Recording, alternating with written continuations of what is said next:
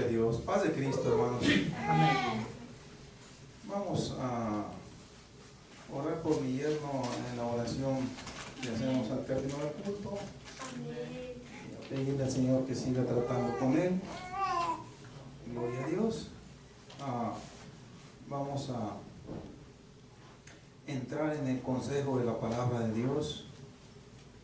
Créanme que si el culto hubiera sido ayer, lo hubiéramos suspendido, porque pues, me pasó algo que no me pasa.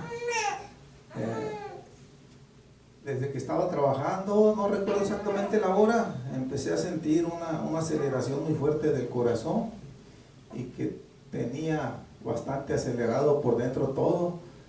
Dije, pues, ¿qué estará pasando? Y así, terminé el turno de trabajo, me vine, me acosté, despertaba y acelerado todo. Me levanté, acelerado todo. Salí acelerado a trabajar. Y iba aproximadamente por ahí, por la parte de San Ramón, antes de llegar a Pleasanton, por el Freeway 680, cuando se me quitó. Solo se me quitó eso. Gloria a Dios. Pero si el culto lo hubiéramos tenido ayer, definitivamente que lo hubiéramos suspendido. Amén. Hermanos, y pues el Señor es el que propicia las circunstancias, y pues todo esto me hace ver algo que yo pues ya lo tengo bien concientizado, que pues somos muy frágiles y en cualquier momento nos podemos ir. La rayita que el Señor pintó en nuestro camino, no sabemos a qué altura está y no la vamos a pasar. Amén. Pero como lo hemos dicho en repetidas ocasiones, lo importante no es saber, no interesarnos en dónde estará la rayita, sino estar preparados para cuando lleguemos a esa rayita. Gloria a Dios. Y cuando demos el último respiro, que hallemos misericordia ante el Señor Jesús. Bien, hermanos, los invito para que abran sus Biblias. Seguimos con el tema tiempo de edificar y estamos en ese tiempo. Amén. Creo que nuestras almas, nuestras vidas se edifican siempre, aparte de entre de otras cosas, pues con la meditación de la palabra de Dios. Isaías capítulo 58.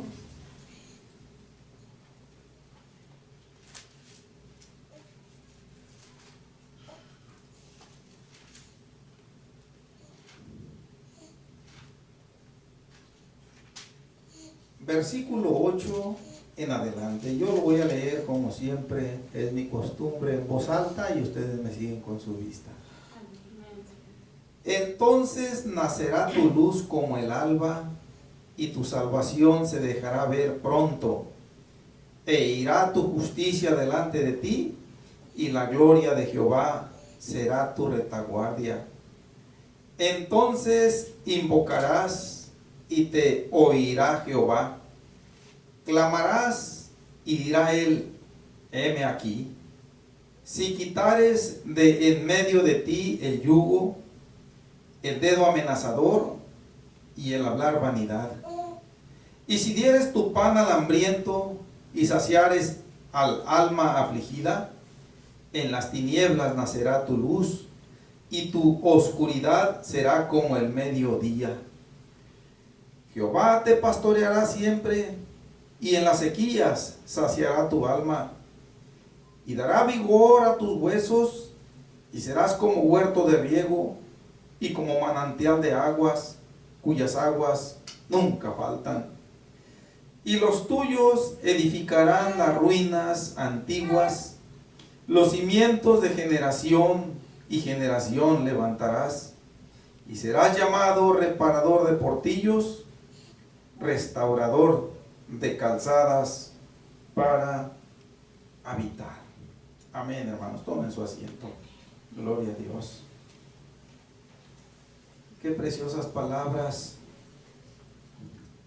le puso el Señor al profeta Isaías, todas ellas evidencian bendición, evidencian aprobación de Dios y de una manera muy enfática evidencian edificación, que es el énfasis del tema que estamos viendo. Y esta palabra pues la encontramos en el último versículo que leímos. ¿A qué viene todo esto que hemos leído? Bueno, está el Señor dentro de las muchas ocasiones en que se dirigió al pueblo de Israel, en esta ocasión por medio del profeta Isaías, en otras ocasiones por medio de otros profetas, por medio de sacerdotes, pero en esta ocasión el Señor se dirige al pueblo de Israel inicialmente con fuertes palabras de reproche, porque los israelitas habían tomado una manera equivocada de querer hallar gracia ante Dios mediante el ayuno, pero practicaban un ayuno mundanalizado, un ayuno simulado, y esas actitudes con el Señor nunca van a prosperar. El Señor, que no nos consiente ni nos da por el lado tampoco nunca, y gloria a Dios por ello, en esta ocasión pues hace lo mismo con el pueblo de Israel. Y en ocasiones con palabras tiernas, en ocasiones con palabras reprensivas, de regaño, como en esta ocasión, el Señor les hace ver exactamente, con toda claridad, cuál era el problema, cuál era la causa por el cual el ayuno del pueblo de Israel no llegaba a la presencia de Dios. Porque ayunaban, pero no se apartaban de sus malos hábitos. ¿Y cuáles son esos malos hábitos? Al menos aquí el Señor menciona algunos de ellos, y de hecho algunos los leímos allí en el versículo 9, que era andar señalando con el dedo en una actitud de discriminación, en una actitud acusativa, condenatoria, y pues no hacían uso de misericordia. Se enfrascaban en fuertes pleitos. El día del ayuno aún iban a juicio a los tribunales contra sus mismos hermanos judíos, y ayunando y pretendiendo el mal contra su prójimo. Y el Señor pues ve la necesidad de intervenir en la vida del pueblo y les dice que mientras no dejen esas actitudes, que se olviden de que el Señor va a ver con agrado esa práctica de ayunar, aún esa práctica de orar. Y pues gloria a Dios, porque el Señor no solamente señala el problema, señala la infección, sino que aporta la manera de cómo solucionar el problema. En otras palabras, pone a nuestro alcance la medicina que nos va a sanar de esos malos hábitos.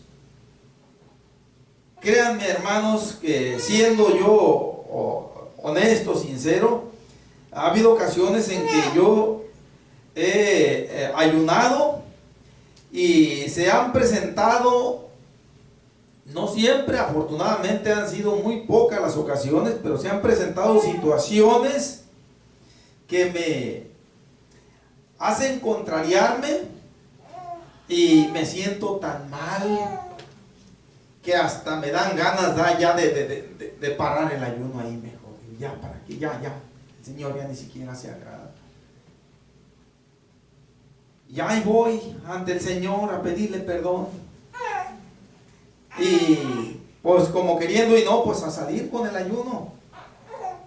Bien, ya que el Señor les dice cuál es el cambio que tienen que adoptar ellos, les dice cuál va a ser la diferencia. Y allí empezamos nosotros en el versículo 8 a ver esa diferencia. En otras palabras, mis hermanos, a partir de esta nueva etapa de la vida de cualquier creyente, no nada más de los judíos en aquel tiempo antiguo, sino de cualquier creyente de todos los tiempos, el cambio de actitud. Gracias al Señor porque nos concede esa oportunidad de cambiar de actitud. En gran parte de la humanidad no hay esa tolerancia, no hay margen para la rectificación, no hay margen para el perdón, pero con el Señor sí hay. Y de una manera bastante amplia, muy grande. Y eso para nosotros siempre va a ser, hermanos, una motivación, va a ser un consuelo, inclusive va a ser una fuente de aliento para no darnos a la derrota. Gloria a Dios. Y el Señor les está presentando el panorama tan diferente que se va a dejar ver en la vida de aquellos israelitas que estaban teniendo esta mala actitud. Y pues la diferencia, mis hermanos, es grande. Leímos una expresión en donde el Señor dice: vas a clamar o vas a hablarle a Dios en tu necesidad y Él te va a decir: aquí estoy. Dime, ¿cómo te puedo ayudar? Y aquellas vidas, por lo que termina diciendo el contexto leído, estaban en una condición de ruina espiritual. Y no puede ser otra la consecuencia que se deja venir cuando nosotros adoptamos una actitud simulada, una actitud fingida de creyentes, cuando en realidad nuestra vida puede estar diciendo todo lo contrario, como en este caso que estamos leyendo aquí. Y el Señor menciona la palabra que forma la parte central de el punto que estamos viendo del tema, que es tiempo de edificar. Y no solamente aquel que cambia de actitud ante el Señor, sino que aún, mis hermanos, esa actitud, ese nuevo enfoque de la vida para honrar al Señor, no solamente trae beneficio personal, sino que el Señor hace una promesa para los descendientes que vienen después. ¿Por qué? Porque con esa nueva manera de ser del creyente, es todo seguro que va a infundir en sus hijos, en sus descendientes, hasta donde les sea posible, esta recomendación del Señor, esta reprensión del Señor. Y termina diciendo: y los tuyos edificarán las ruinas antiguas. Esta expresión, mis hermanos, no se está refiriendo tanto a lo literal, aunque ya vimos nosotros en predicaciones pasadas cómo Nehemías y otros judíos se abocaron a reconstruir los muros de Jerusalén y se abocaron a reconstruir las mismas ruinas en que se encontraban las casas de Jerusalén, la ciudad. Pero aquí, y los tuyos edificarán las ruinas antiguas, no se está refiriendo a lo literal, se está refiriendo a la condición lamentable que tenían los israelitas por esa actitud de querer engañar a Dios. Solos, estaban arruinados, vidas opacadas. El Señor dice que estaban en una oscuridad tan fuerte que marca la diferencia. Y lo menciona de una manera muy clara, y en el versículo 10 dice: en las tinieblas nacerá tu luz. Cuando dice en las tinieblas, se está refiriendo a la vida tan mundanal, a la vida tan falta de temor de Dios que estaban llevando los israelitas, y que lejos de reflejar la luz del Señor, estaba en completa oscuridad. Pero dice, esa oscuridad se va a convertir como el mediodía.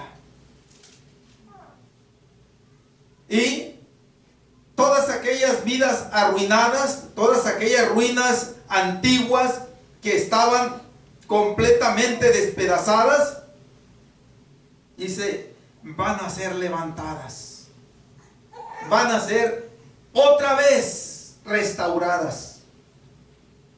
Todas aquellas vidas, mis hermanos, tenían muchos portillos. Aquí dice la expresión: y serás llamado reparador de portillos. Esta es una ilustración gráfica para darnos a entender lo siguiente, entre otras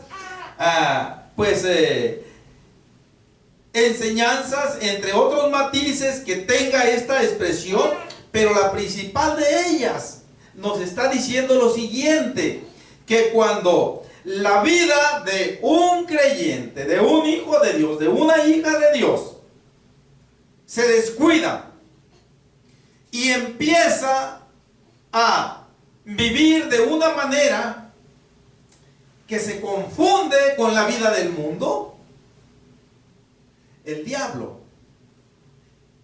se puede infiltrar por donde le dé la gana en esa vida. O sea, hay muchos huecos por donde se mete. Si es el mitote, tiene muchos huecos por donde meterse en esa vida.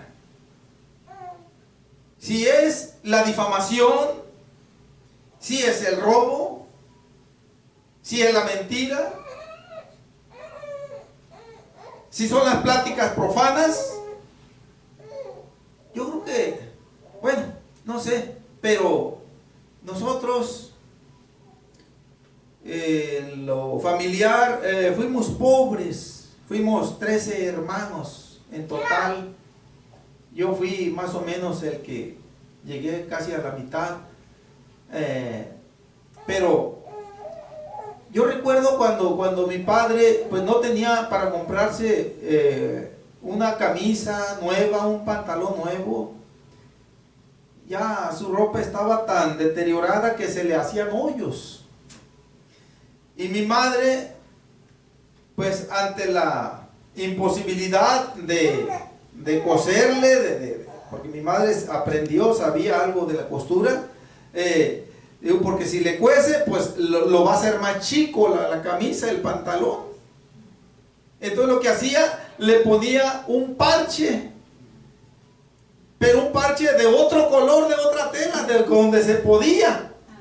Pero antes de que le pusiera ese parche, y eso también alguna vez a nosotros también lo hizo.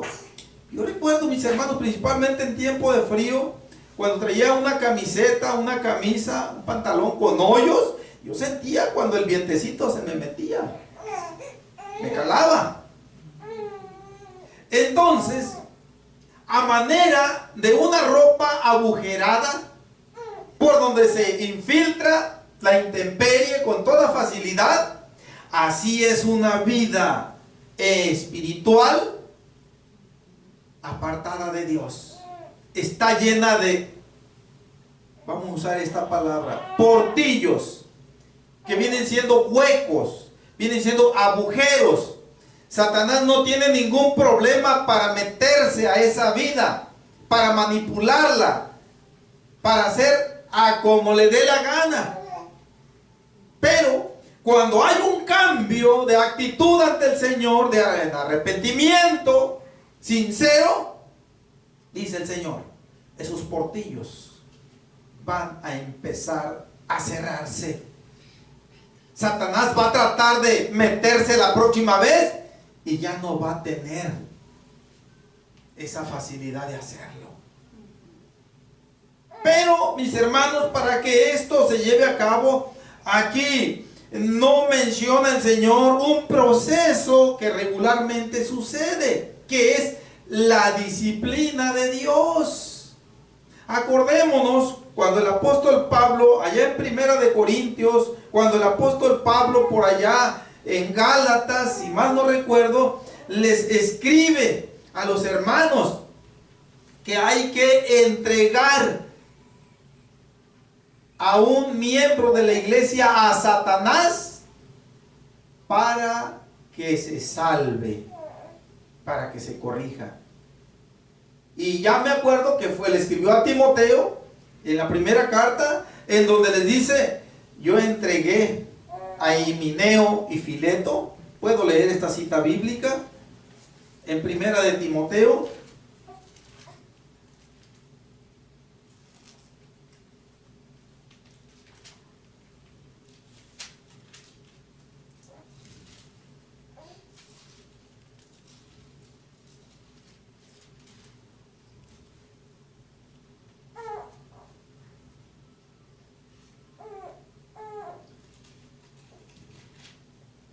Capítulo 1,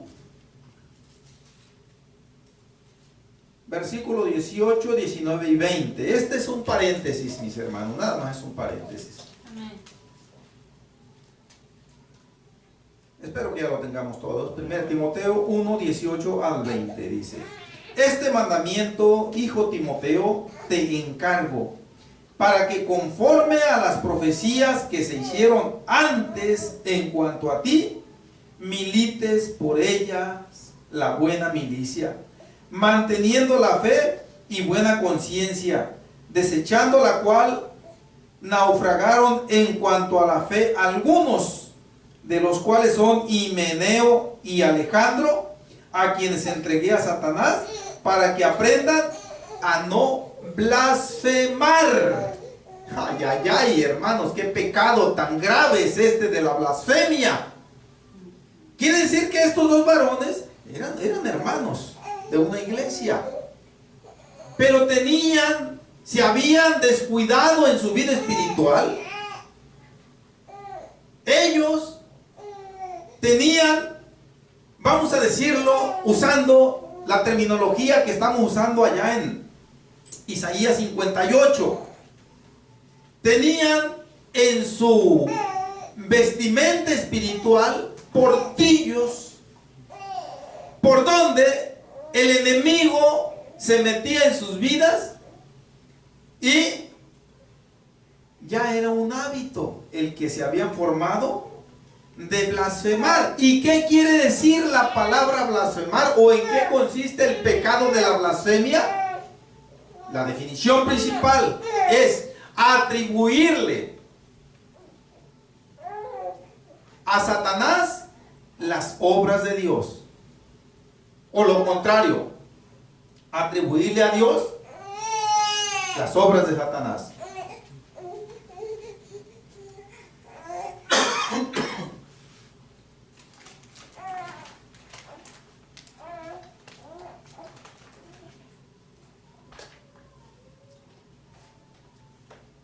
¿Y cuál es, hermanos, la finalidad? Porque este es el proceso que no tenemos allá en Isaías 58 expresamente. Está implícito ahí, pero no está expresamente mencionado. Cuando Himeneo y Alejandro se descarrilaron dentro de otros pecados, porque este fue el principal, la blasfemia, vamos nosotros a suponer, mis hermanos, porque quiero que veamos esto en un plano claro,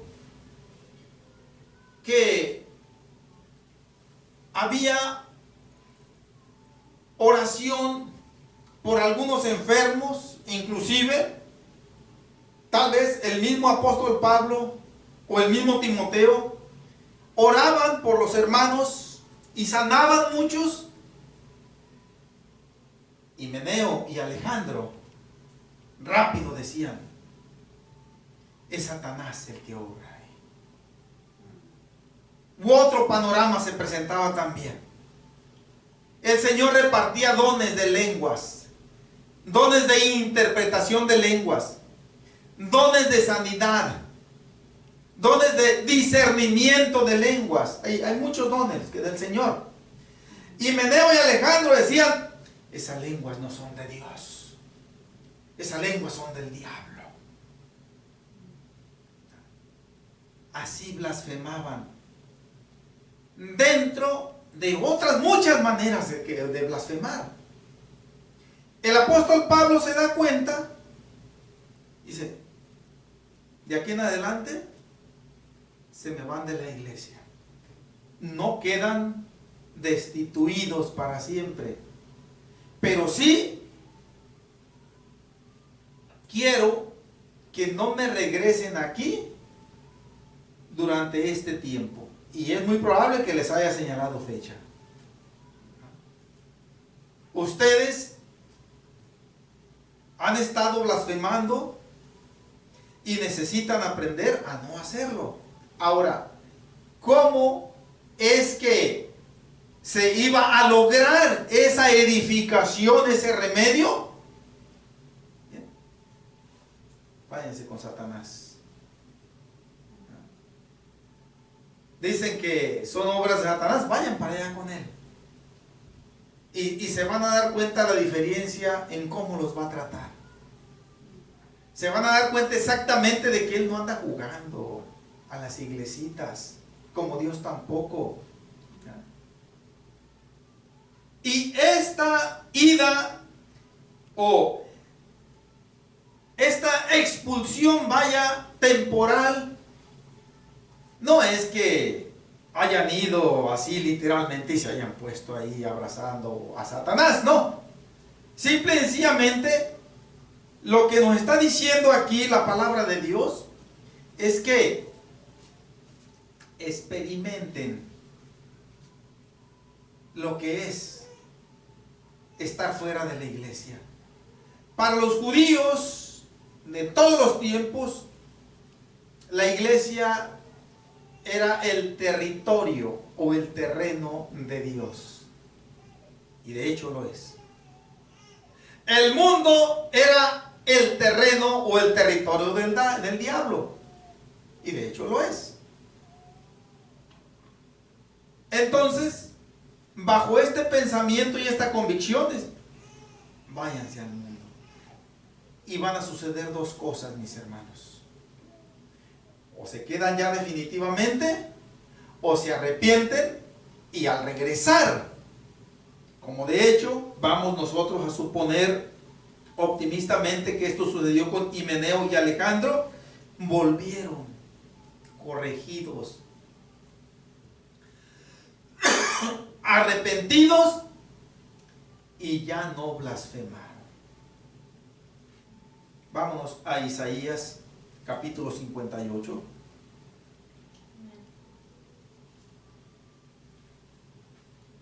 Regularmente, para que haya esa edificación, ese cambio de vida, y esto yo se lo estoy diciendo porque yo pasé por ahí. Cuando el Señor propició mi venida para acá, mis hermanos, yo allá el templo pues lo tengo cerca de la casa.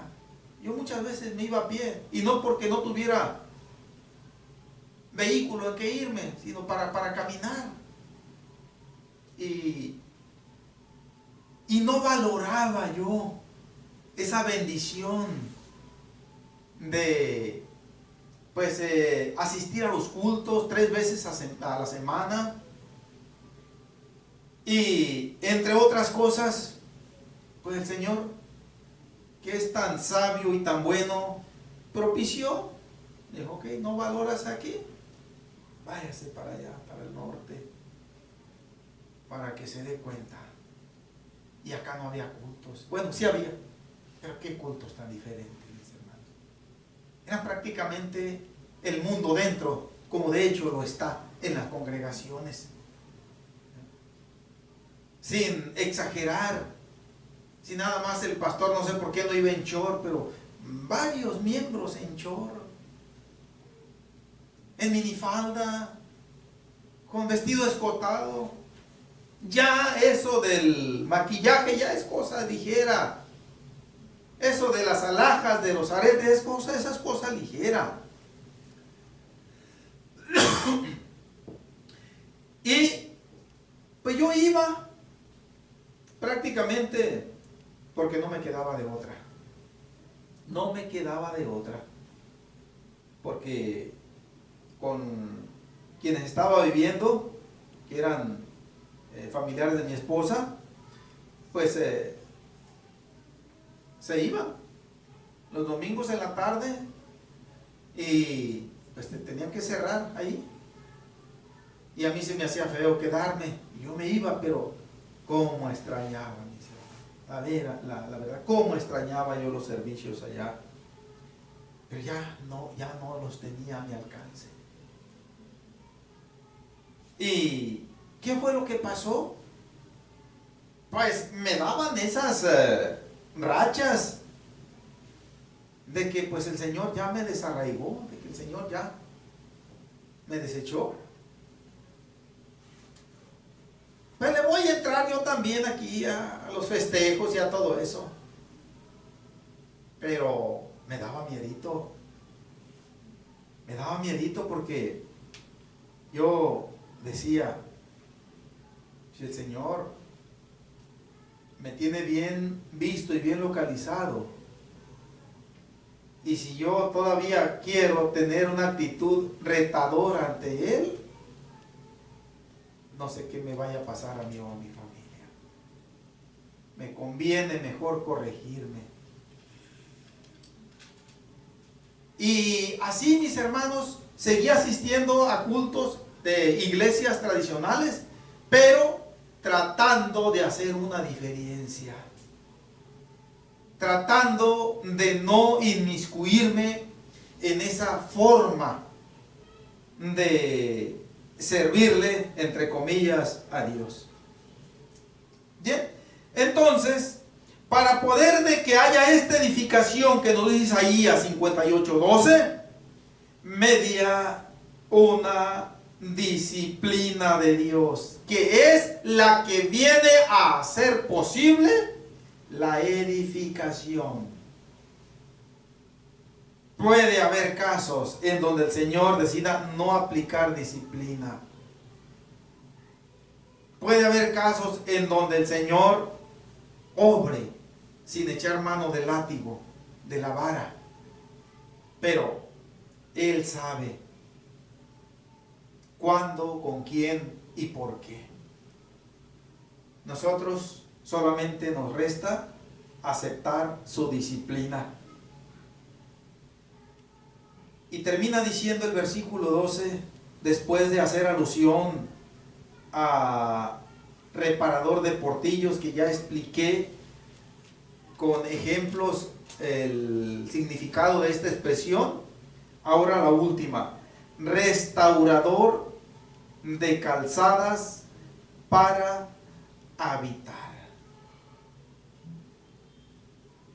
Aquí el Señor está mostrando esta ilustración gráfica de una ciudad completamente en ruinas. Lo único que hay son escombros por todos lados. No hay ninguna calle, ninguna avenida, ninguna ruta por donde poder pasar. Todo es destrucción, todo es ruinas. Pero esto el Señor promete edificar, restaurar, dice. Va a haber por dónde caminar. Va a haber por dónde transitar. Y aquí la expresión dice, restaurador de calzadas para habitar, no solamente para habitar ahí junto a ellas, sino también para andar confiadamente en ellas. Todo esto viene como una consecuencia, hermanos, de dejar esas malas actitudes, esos malos hábitos que no le agradan a Dios. Bien. Hermanos, vamos a Jeremías capítulo 42.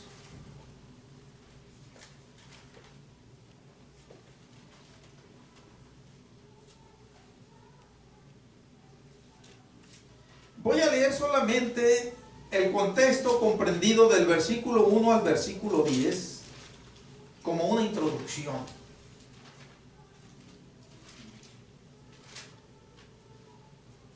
Y vamos a dejar su consideración para la siguiente predicación. Jeremías 42, versículo 1 en adelante. Dice: vinieron todos los oficiales de la gente de guerra, y Joanán, hijo de Carea, Jesanías, hijo de Osaías, y todo el pueblo, desde el menor hasta el mayor. Y dijeron al profeta Jeremías: acepta ahora nuestro ruego delante de ti, y ruega por nosotros a Jehová tu Dios, por todo este resto, pues de muchos hemos quedado unos pocos, como nos ven tus ojos, para que Jehová tu Dios nos enseñe el camino por donde vayamos y lo que hemos de hacer. Y el profeta Jeremías les dijo: he oído, he aquí que yo voy a orar a Jehová vuestro Dios, como habéis dicho, y todo lo que Jehová os respondiere, os enseñaré, no os reservaré palabra.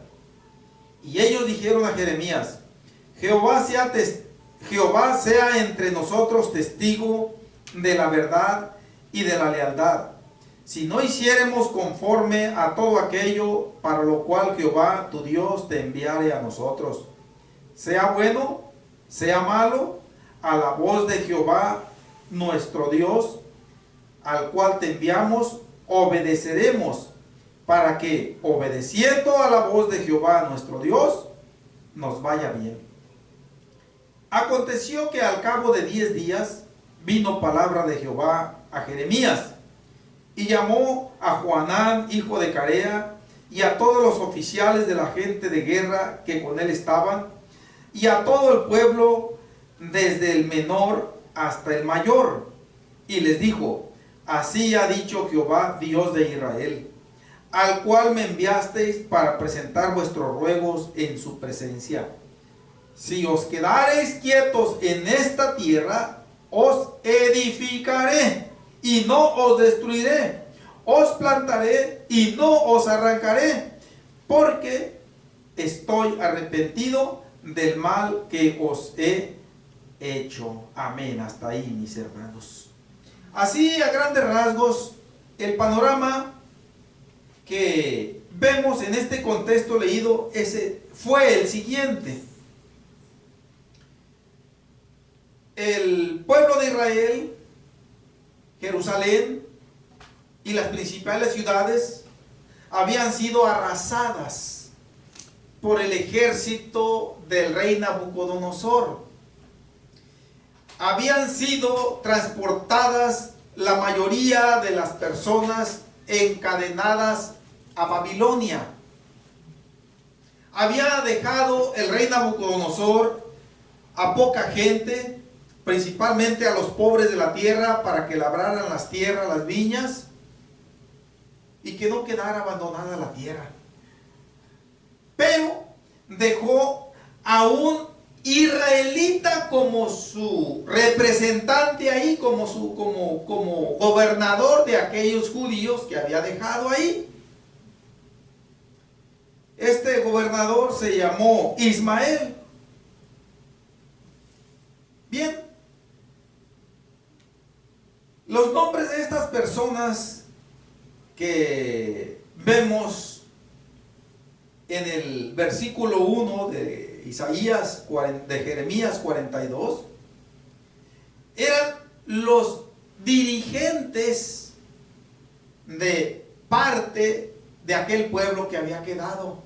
Pero estos dirigentes habían huido a las naciones vecinas. Cuando saben que el rey Nabucodonosor se retira con sus soldados, deja una pequeña cantidad de judíos gobernados por otro judío llamado Ismael, dice, regresan de donde habían huido, vienen y engañosamente matan a aquel hombre que el rey Nabucodonosor había dejado como jefe. Pero hicieron otra cosa también peor también. Esto estuvo malo, pero hicieron algo peor todavía. El rey Nabucodonosor dejó también una guarnición de soldados caldeos, de soldados babilónicos ahí para que guardaran orden, para que ellos se encargaran de aplicar el orden. Pues también los mataron.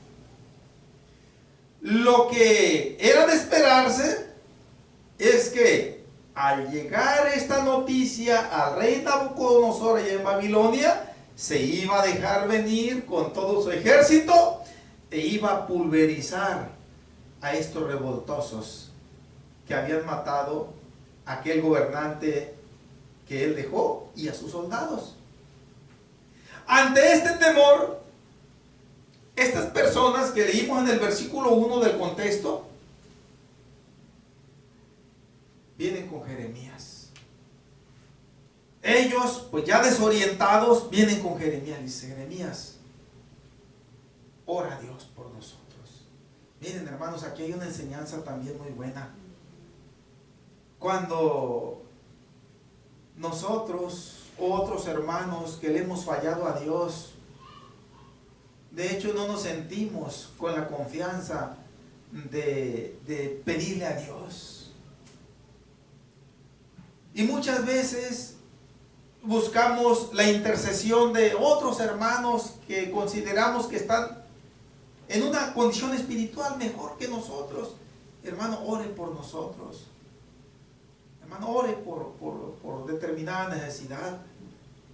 Así sucede una y otra vez. A mí me han hablado por teléfono una y otra vez. Hermanos, ore por mí, ore por esto. Digo, yo si supiera que yo también la ando batallando. Pero en fin, tomamos en cuenta la necesidad y se la presentamos al Señor. Pero viene con Jeremías. Jeremías, ora a Dios por nosotros. Nosotros estamos atemorizados y no sabemos qué hacer. De hecho, prácticamente estamos seguros que el rey de Babilonia ya viene en camino para matarnos por lo que acabamos de hacer. Pero queremos que Dios intervenga en nuestras vidas y ora a Dios. Y lo que Dios diga que hagamos, eso vamos a hacer. Dicen, sea bueno o sea malo. Regularmente lo que Dios hace es bueno, pero esta expresión no se refiere a eso. Lo que quieren decir los judíos cuando dicen sea bueno o sea malo, dicen nos guste o no nos guste. Eso es lo que quieren decir. Y ya leímos que el Señor no se apresuró mucho, dice, se tardó 10 días en contestarle a Jeremías. Y pues el Señor toma una decisión que no esperaban aquellos judíos. Aquellos judíos tal vez esperaban que el Señor les dijera, huyan de aquí, váyanse hasta donde puedan esconderse, porque ahí vienen Nabucodonosor a matarlos. Y el Señor lo que les dice es lo contrario, es, quédense aquí, espérense aquí. Y si ustedes se quedan aquí, terminó diciendo en el versículo 10, yo los voy a edificar. O sea, yo los voy a prosperar, quiere decir, yo los voy a proteger. Amén. Hermanos, un mensaje o varios mensajes para nosotros hay aquí.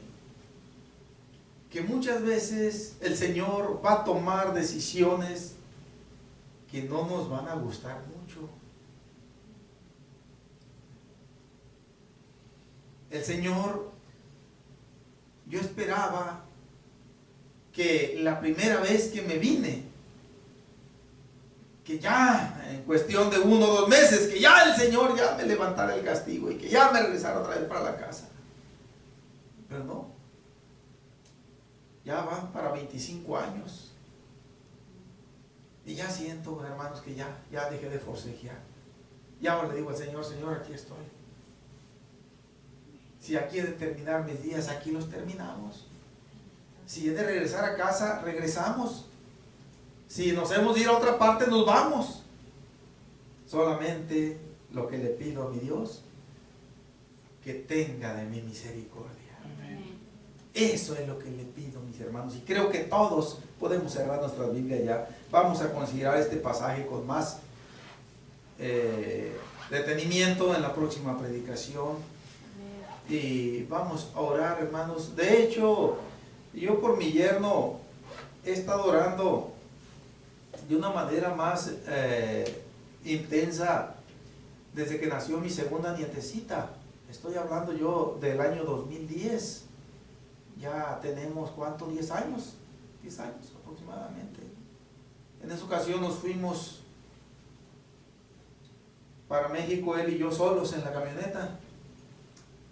Se presentaron circunstancias que tuvimos que hacerlo así.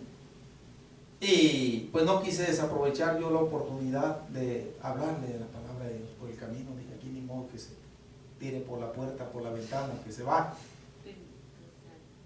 Y he estado orando por él. Y lo único que le pido al Señor es que tenga misericordia de él. Se metió en terreno de Dios. Y hay consecuencias. Hace ya breves días que se ha empezado a sentir él mal, y creo que el día de ahora ya no soportó esa ansiedad, ese desespero, puedo decirlo así, y él solito fue y buscó a uno de los ministros de la iglesia. Me imagino que es con el que siente que tiene más confianza. Es probable que el pastor no se encuentre ahí, con él también tiene mucha confianza. Y pues le dijo que, pues que necesitaba que oraran por él y que le hablaran de la palabra de Dios. Y pues el hermano estaba en su negocio, tiene un negocio de florería y pues de seguro que tenía compromisos. Siempre hay ventas, funerales, etcétera, y el hermano pues siempre tiene todo el día entregas y él ocupa estar ahí en su negocio. Le digo, pero en la tarde espérenme en su casa, voy para allá. Y ya quedaron a una hora determinada, mis hermanos. Ya parece ser que estas horas ya debieron haberse retirado. Y pues vamos orando, mis hermanos. Yo les pido que me ayuden a orar por mi yerno. Amén. Gloria a Dios.